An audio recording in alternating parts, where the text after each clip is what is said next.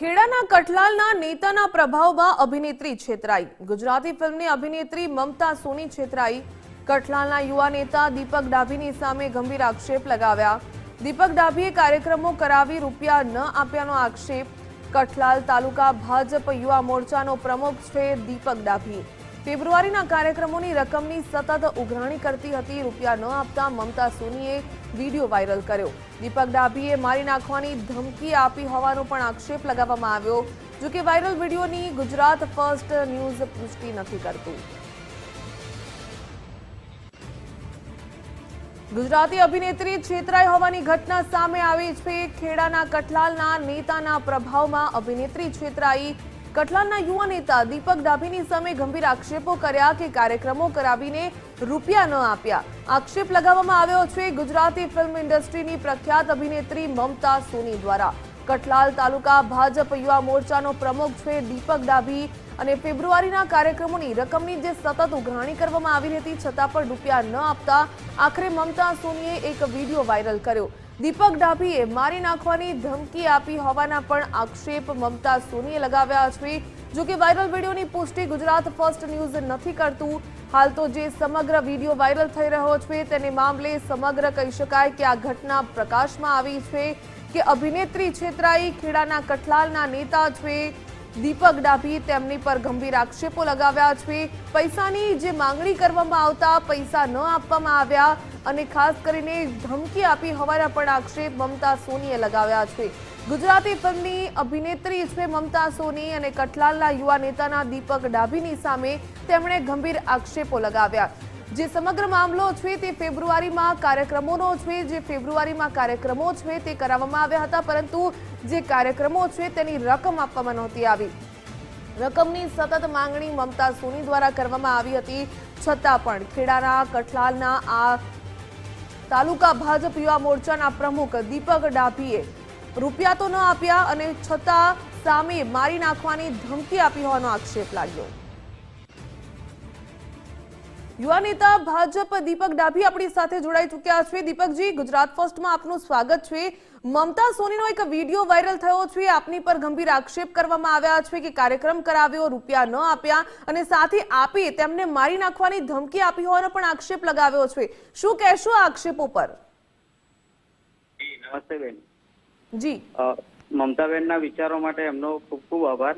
પણ એમને જે કીધું કે છેલ્લા 3 પ્રોગ્રામનું પેમેન્ટ નથી આપ્યું એ વાત તદ્દન ખોટી છે। તેમને ચૂકવેલ પેમેન્ટના સ્ક્રીનશોટ પણ મારી પાસે છે। મેં ગૂગલ પે થી એમને પેમેન્ટ કરેલું। એમનો ફર્સ્ટ પ્રોગ્રામ હતો 23/1/2026 રોજ। એમનો મમતાબેનનો આવવાનો સમય 12 વાગે હતો, બેન આવેલા 2:30 વાગે। છતાં પણ એ પ્રોગ્રામ પણ એનું પેમેન્ટ બી મેં ચૂકવી આપેલું 30,000। જો આપ કહેતા હોય તો એના સ્ક્રીનશોટનું પેમેન્ટ પણ હું તમને મોકલી આપું। તમને તમારો વોટ્સઅપ નંબર મોકલી આપો। દીપકભાઈ, શું લાગી રહ્યું છે કે મમતાબેન આ પ્રકારે આપની પર આક્ષેપ લગાવી રહ્યા છે? શા માટે આક્ષેપ લગાવ્યા હશે? પેમેન્ટ આપ કહી રહ્યા છો કે ચલો ચૂકવાઈ ગયું છે પરંતુ પેમેન્ટ નથી ચૂકવાયું તેવા આક્ષેપોની સાથે તેમણે એવા પણ આક્ષેપ કર્યા કે તમે એમને જાનથી મારી નાખવાની ધમકી આપી છે। તે વાતમાં કેટલું તથ્ય?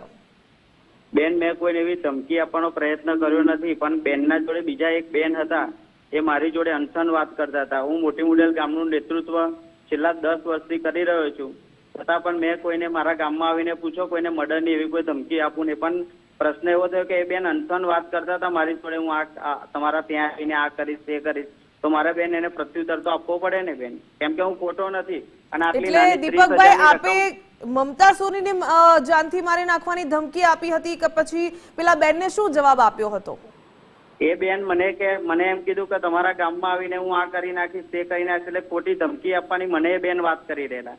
બેન, હું કોઈની ધમકી સ્વીકાર્યો એવો વ્યક્તિ છું ને। મેં કીધું બેનને કે મેં મારા એક મિત્રના એકાઉન્ટથી એક પેમેન્ટ ટ્રાન્સફર કર્યું છે, એ પણ તમે ચેક કરી લેજો। અને મેં એમને ચૂકવી દીધેલું છે, જેના સ્ક્રીનશોટ તમારે જોઈએ તો હું તમને મોકલી શકું છું। એટલે દીપકભાઈ, એ બેન કોણ છે? મમતા સોનીનું કામ હેન્ડલ કરે છે, તમે એમના થ્રુ કોન્ટેક્ટમાં આવ્યા હતા, કોણ છે એ બેન? હું એ બેનને તો બેન ઓળખતો જ નથી, પણ મમતાબેને એમનો નંબર આપ્યો છે મારો અને એ મારી પાસે એક 30,000 પેમેન્ટ જે બાકી હતું એની ઉઘરાણી કરતા હતા મારી પાસે। તો તમે એ બેનને ધમકી આપી કે પછી મમતા સોનીના નામ પર ધમકી આપવામાં આવી? તમે શું પ્રત્યુત્તર આપ્યો હતો કે એનો પછી ક્યાંક જે સમજી ગયા મમતા સોની કે તમે ધમકા આપ્યો? ના મેં એટલે ધમકી દીપકભાઈ આપ આપવાનો જોડાયેલા પ્રયત્ન રહેશો. ગુજરાતી ફિલ્મના અભિનેત્રી મમતા સોની પણ આપણી સાથે જોડાઈ ચૂક્યા છે.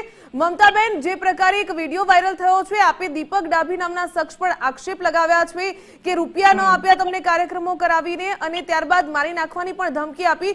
દીપકભાઈ પણ આપણી સાથે જોડાયેલા છે, આપ શું કહેશો? હા, એ વિડીયોમાં મેં ક્લિયર કર્યું છે કે ભાઈ અમે 4-5 મહિના સુધી પેમેન્ટ હું માંગતી હતી, એ પેમેન્ટ નહોતા કરતા. એના પછી મેં મારી ફ્રેન્ડને સોંપ્યું કામ કે તું રેગ્યુલર ફોલોઅપ લેતી રહેજે. તો મારી ફ્રેન્ડ જે ફોલોઅપ લેતી હતી તો એન્ડ એવું આવ્યું કે એમને કીધું મારે હવે ઘરે જવું પડશે લેવા માટે. તો એમના જે શબ્દો હતા આ જે કઈ ધમકીના, એ મારી ફ્રેન્ડ માટેનું હતું, મારા માટે નહોતું. અને જે બી મેં પોસ્ટ મૂકી એના 15 મિનિટમાં કદાચ પેમેન્ટ અને બધું ક્લિયર થઈ ગયું હતું. તો મેં તરત પોસ્ટ ડિલીટ મારી દીધી. એટલે મમતાબેન, દીપકભાઈ તો એમ કહી રહ્યા છે કે પહેલા જ પેમેન્ટ કરી દેવામાં આવ્યું હતું, તેમની પાસે સ્ક્રીનશોટ પણ છે, છતાં પણ મારી પર આ પ્રકારે કહી શકાય કે પેલા બેન છે ક્યાંક ને ક્યાંક તેમની ઇમેજ ખરડાય એવા જવાબ આપી રહ્યા હતા અને ગામમાં આવીને આવું કરીશ તેવું કરીશ એવું ધમકી આપી રહ્યા હતા. ના, પેમેન્ટ એમને ક્લિયર નહોતું કર્યું. જે મારી પાસે તો જે એમાઉન્ટનું ચેક હતું એનાથી બી ઓછા આપવાની એમને ચર્ચા કરી, એમાં બી હું એગ્રી થઈ ગઈ. બટ એ રોજનું કાલ કરતા હતા. સિચ્યુએશન બધી ક્લિયર છે અને એટલા માટે પછી મેં એન્ડમાં એમને એક એકચ્યુઅલી વોર્નિંગ આપી કે દીપકભાઈ હવે કાલ નહીં ચાલે, તમારે આજે જ પેમેન્ટ કરવું પડશે. તો એનું મેં સ્ક્રીનશોટ એટલે દીપકભાઈએ આપને ધમકી નથી આપી, પણ જે બેન જે તમે આ ફ્રેન્ડ કહી રહ્યા છો એમને ધમકી આપી હતી. ફ્રેન્ડ વિશે કીધું હતું આવું. જી મમતાબેન, આપ જોડાયેલા રહેશો. દીપકભાઈ પણ જોડાયેલા છે. દીપકભાઈ, આપ કહી રહ્યા છો કે મેં પેમેન્ટ કરી દીધું હતું, સ્ક્રીનશોટ પણ મારી પાસે છે, પણ મમતાબેન તો કહી રહ્યા છે કે જ્યારે એમની ફ્રેન્ડે તમારી સાથે વાત કરી ત્યારબાદ તમે પેમેન્ટ કર્યું છે. નહીં, ત્યારબાદ નહીં, મેં પોસ્ટ મૂકી હતી એના પછી એમને પેમેન્ટ ક્લિયર. જી એ પોસ્ટ મૂકી ત્યારબાદ પેમેન્ટ કરવામાં આવ્યું. દીપકભાઈ બેનશ્રી, આમાં એવું થયું કે એમને હું બેનની જોડે છેલ્લા 6-7 વર્ષથી બેનને અમે પ્રોગ્રામમાં બોલાવીએ છીએ. બેનશ્રીને અમે કોઈ દિવસ એમનું પેમેન્ટ બાકી નથી રાખ્યું. પણ આમાં એકચ્યુઅલમાં થયું એવું કે 23/1 એક પ્રોગ્રામ હતો રાત્રિનો 12 વાગ્યાનો. બેન 2-2:30 વાગે મને એવું કે બેન અમારે જો પેમેન્ટ કંઈક ઓછા વધતી લેશે એટલે મેં કરવાનું બાકી રાખ્યું હતું. અને મેં બેનને એવું કીધું પેમેન્ટ હતું મારી પણ હમણાં તો તમે ફોન લાઈન પર એવું બોલ્યા દીપકભાઈ કે 2:30 વાગે આવ્યા હતા, ટાઈમસર ના આવ્યા, છતાં પણ મેં 30 રૂપિયાનું પેમેન્ટ કરી દીધું હતું. પેમેન્ટ તો મેં કરી દીધું છે બેનને. મેં એ જે પ્રોગ્રામ હતો એનું બી પેમેન્ટ મેં કરી દીધેલું. એટલે 30,000 નું પેમેન્ટ આપે કરી દીધું હતું? હા, મેં કરી દીધેલું છે બેન. તો પણ મમતાબેન તો કહી રહ્યા છે કે જે વિડીયો છે તે મૂકવામાં આવ્યો, તમે પોસ્ટ કર્યો ત્યારબાદ કર્યું. ક્લિયર વાત છે. જે દિવસે મેં પોસ્ટ મૂકી એ દિવસ સુધીનું એક એમાઉન્ટ બાકી હતું, એ આપતા જ નહોતા.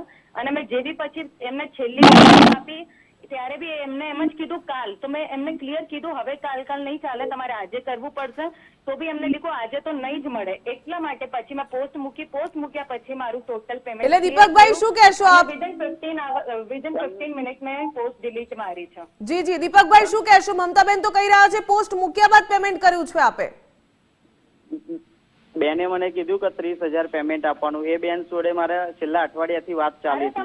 પણ એ બેન ફિગર ના બોલો દીપકભાઈ, અગર તમે ફિગર ની વાત કરશો ટોટલ તો એ તમારો હજુ ખરાબ લાગશે. એટલે જે ટોટલ ફિગર છે ને એ એમાઉન્ટ તમે ના બોલો કે 30 બાકી હતા કે લાખ બાકી હતા. એ તમારા કહેવા મુજબ હું તમારા રિલેશનમાં હું એગ્રી થઈ હતી જે બજેટ તમે એન્ડમાં કીધું. એટલે તમે આંકડો ના બોલો, આંકડામાં તમે વધારે ફસાશો. ઠીક છે, પણ તમે ક્લિયર કર્યું છે. મેં પોસ્ટ મૂકી અને પોસ્ટ મૂકતા પહેલા મેં એટલે મમતાબેન દીપકભાઈને ધમકી આપી હતી કે આ પ્રકારે તમારી ફ્રેન્ડને પણ? હા, એ એમને આપી છે, એનું અમારી પાસે રેકોર્ડિંગ બી પડ્યું છે.